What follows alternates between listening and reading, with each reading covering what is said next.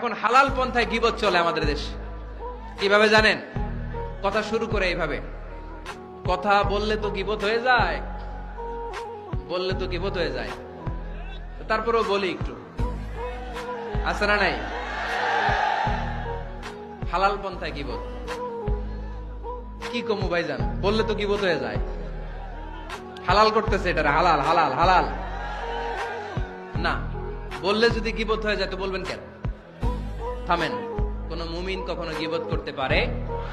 মেরাজের রাতে আল্লাহর হাবিব সাল্লাল্লাহু আলাইহি ওয়াসাল্লাম দেখলেন কিছু লোক লাহুম আযফারুন মিন নুহাস, তামার আগুন দিয়ে নখ বানানো, নখর ধারালো, ইয়াখদাশুনা বিহি উজুহাহুম ওয়া সুদুরাহুম, তারা তাদের নখ দিয়ে জাহান্নামে নিজের গালের গোশতগুলো, বুকের গোশতগুলো ছিঁড়ে ছিঁড়ে খাচ্ছে, আর তাদের ব্যথা যন্ত্রণা দেখে পুরো জাহান্নামের অন্য লোকরা থারথার করে কাঁপছে।